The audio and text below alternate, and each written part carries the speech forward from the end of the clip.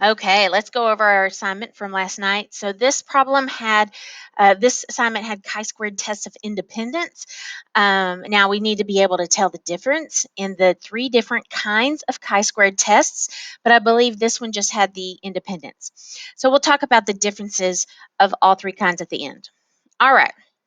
So here was a question. And so what I noticed is that we had one sample of 8,866 adults. Okay. And then we were getting two traits from them, their age category, and then if they eat 5 or more fruits and vegetable servings a day. So I was getting two categories worth of information from one sample.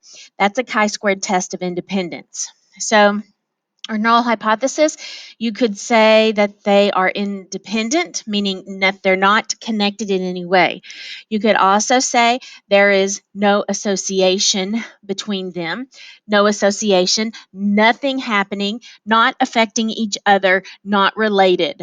Okay, you have to get that language straight. And the reason I chose to use the term association when I have so many options is because that's the way that the question had been worded. Not that there's a right or wrong answer, but I think you should stick with the language that they use. HA, of course, is that there is an association. Something is happening. They are connected. One thing is affecting the other. They are related. They are not independent. Okay, and so I'm saying that there is an association between, and then I state those two um, variables. All right, so random. We just had one sample of 8,866 randomly selected U.S. adults. And because this was a selection from the population, I do 10%. The 8866 is less than 10% of all U.S. adults. I don't know. I mean, I know, I'm trying to think why I have the subjects in each age category are independent of each other, because I would imagine that there's not any body overlapping. Okay, so I guess I wrote that there. I'm just kind of gotten to where I think through the situation and say stuff about independence if I want to make sure that they are not affecting each other. All right, large counts. All expected counts are greater than or equal to 5. I, of course, got these numbers here when I went and ran the test, and then I went back and put this matrix here. So you're kind of backtracking to put these in here. Chi-squared model applies. So this is a chi-squared test of independence.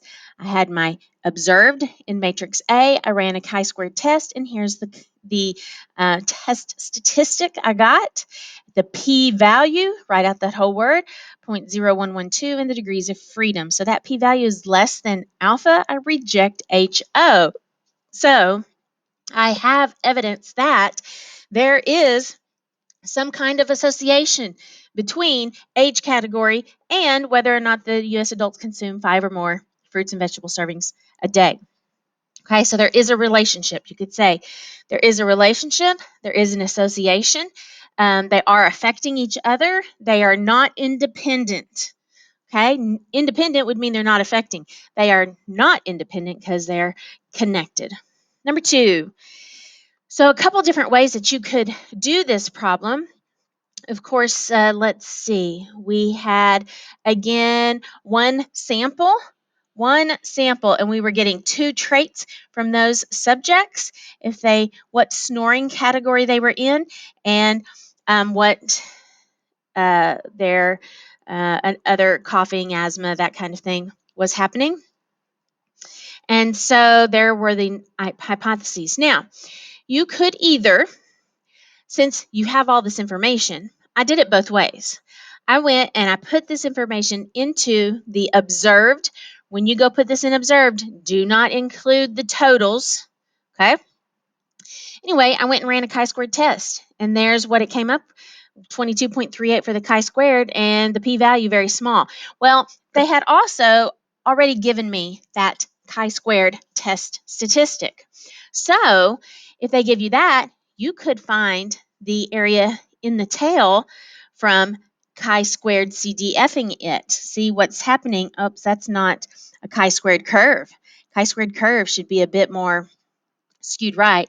So if we're out here, we've got this kind of situation, and then we've got our chi-squared value at 22.38, whatever, then I want to get this p-value. The probability of getting that value or something more extreme, that sample or something more extreme, if the null is true. And so that's chi-squared CDF.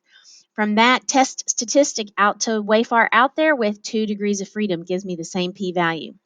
So in both cases, I have a very small p-value, which suggests then there is evidence of an association. There is evidence of an association between those traits, those two variables. Here, we were just asked, we were given the design of this, that it's a chi-square test of independence, and so we had these two variables. And so I just kind of thought to myself, okay, what is this looking like? So I lined it up, and I could tell then that there were five rows. So the degrees of freedom for this type of multidimensional observed, multiple dimensions of observed, rows minus 1 times columns minus 1. So we had 5 minus 1 and then times 4 minus 1. And so that's how we get 4 times 3 is 12. All right, next. So this is asking, when is this chi-squared test appropriate? And of independence, chi-squared test of independence is appropriate because we had one sample with two categorical variables. And so I wrote here that C is when we have the distribution predicted by the model. That's the goodness of fit. D has two or more groups on that same categorical variable, is seeing if they're the same. That's chi-squared test of homogeneity. Can't be quantitative, and I don't know what E is saying. All right, next. Here we were asked for the expected value. So this is a perfect example of where you do not have all the information. So you cannot go to your calculator and run a chi-squared test. You had to know that to come up with the expected value in this yellow area, it's row total times column total divided by total total. Furthermore, I had to actually come up with this row total. I did the total 2201 minus 710. That's how I got 1491. So the expected counts 220.16. All right. Here was this one. Okay, so this was interesting. I thought this was a really interesting experiment. Actually, not an experiment, it's an observational study because they're just taking already existing conditions. So they took one sample of people and they got two traits from them. So that's a chi-squared test of independence. And they wanted if they had that saliva marker and what their preference of the the the of the type of ice cream is. Okay. So my null hypothesis is that there's no connection between the taste preference and the marker being present. Alternatively, there is a connection. They are related between having the saliva marker and the choice of ice cream. So I went and ran a chi-squared test. I got a p-value quite large, very big. So I failed to reject. I failed to reject at almost 10% is the highest alpha I've seen. So I'm rejecting at even the highest amount. So I do not have sufficient evidence at the 10% level that there is a relationship. Now, keep in mind, again, I talked about this the other day, you cannot ever prove with an observational study. So A and B are out automatically because the only way you can attempt to say proves is if you have that cause and effect relationship from an experiment. All right, so now the AP Tester Trio. Here's this one. Question asking what summary statistics are best used if you have a distribution that is obviously skewed to the right. So remember the song, if you have skew, then you must choose to use median and IQR. So since I have skew, I'm going to use median and IQR.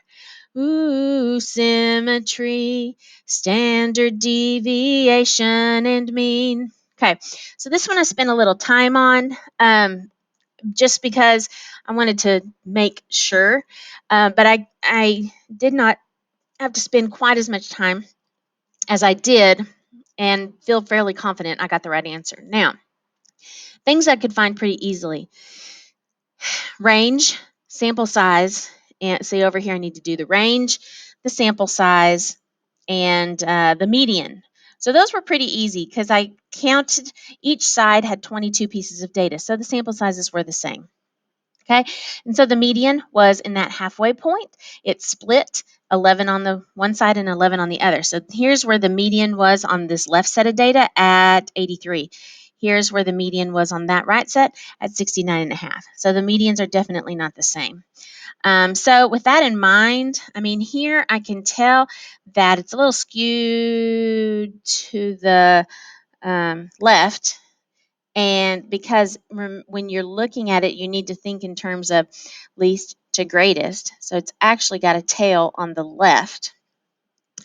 And so it's going to be the mean will be less than 83. I don't think it's going to be quite as low as 67 and a half ish. So before I even calculated it officially, I suspected that the means were not the same. Highly unlikely that the variances are the same. That's the standard deviation squared. It's not really very likely. Now the ranges, I did my high minus low, and those were the same. So before I really, and then you know what? I wanted to double check these two, the variances and the means. So I actually went and put all this into one variable stats, and I got the mean and standard deviation for both sets of data. And yes, they are different as I suspected. All right, here we go. Here is one. I'm confused. I don't really actually know what this is saying.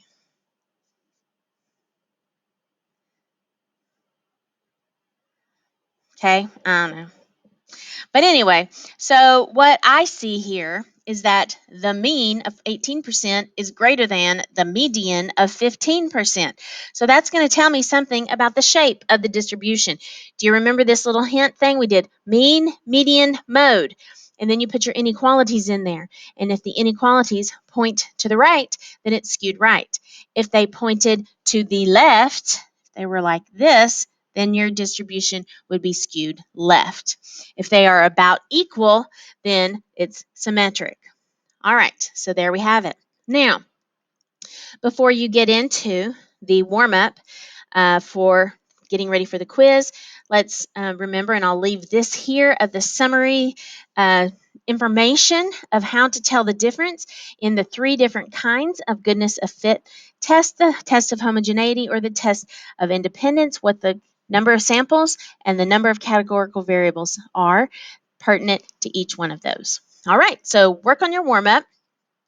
Your quiz will have a free response question on it and some multiple choices, so you need to make sure that you're well versed in both. All right, good luck to you.